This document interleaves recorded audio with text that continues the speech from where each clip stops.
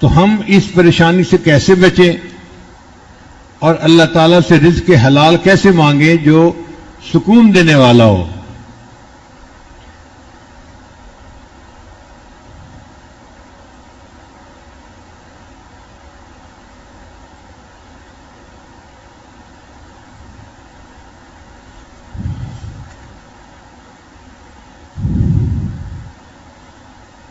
علماء نے رزق کے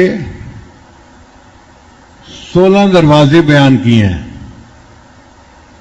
16 دروازے ہیں جو کھلتے ہیں تو ہر دروازے سے رزق بندے کو ملتا ہے. آج کی مجلس میں انہی 16 دروازوں کے بارے میں بات کرنی ہے. آپ ان کو رزق کی کنجیاں سمجھ لیں کہ 16 دروازے پہ تالے لگے ہوئے ہیں اور 16 کنجیاں ہیں. آپ ہر کنجی سے ایک دروازہ کھولتے جائیں، دروازے کھلتے جائیں گے. پہلی بات، نماز کا اہتمام کرنا.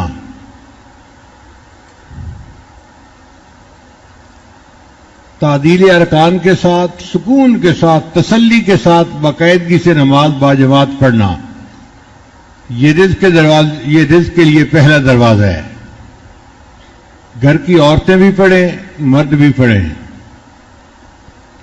اور اس کی دلیل کیا ہے؟ اللہ فرماتے ہیں وَأْمُرْ أَهْلَكَ بِالصَّلَاةِ وَاسْتَبِرْ عَلَيْهَا لَا نَسْأَلُكَ رِزْقًا نَحْنُ نَرْزُقُكَ.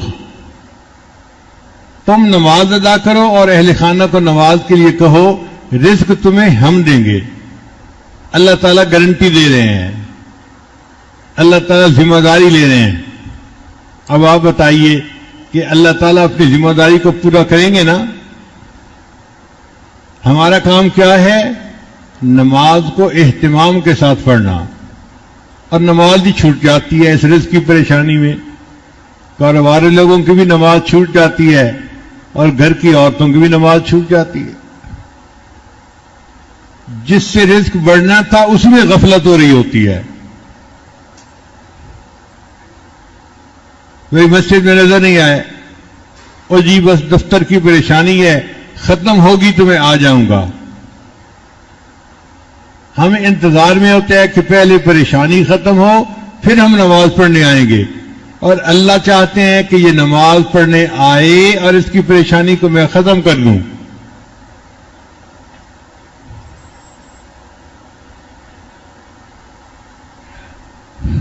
تو رزق کے کھلنے کا پہلا دروازہ نماز کا اہتمام کرنا، اور دوسرا دروازہ کثرت استغفار، استغفار کی کثرت کرنا. استغفار کی کثرت سے بھی اللہ تعالیٰ رزق کے دروازے کو کھول دیتے ہیں. قرآن مجید میں استغفروا ربکم انہ کان غفارا یرسل السماء علیکم مدرارا ویمددکم باموال، اور اللہ مدد کرے گا تمہاری مال کے ذریعے سے، وبنین، اور بیٹوں کے ذریعے سے، ویجعل لکم جنات ویجعل لکم انہارا.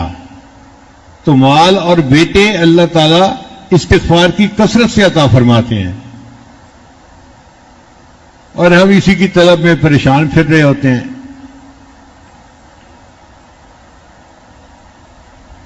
امام قرطبی رحمۃ اللہ نے لکھا ہے کہ گناہوں کی معافی مانگنے سے بارش ملتی ہے اور انسان کا رزق وسیع ہوتا ہے. پھر حدیث مبارک ہے من اکثر من الاستغفار جعل اللہ لہ من کل ہم فرجا ومن کل ضیق مخرجا ورزقہ من حیث لا یحتسب. جو بندہ کثرت سے استغفار کرتا ہے اللہ اس کے لیے پریشانی سے نکلنے کا راستہ نکال دیتے ہیں اور اس کے غموں کو دور کر دیتے ہیں، اور ایسی طرف سے رزق دیتے ہیں جہاں سے اس کو خیال ہی نہیں ہوتا کہ مجھے یہاں سے بھی رزق مل جائے گا. اللہ وہاں سے بھی رزق عطا فرما دیتے ہیں.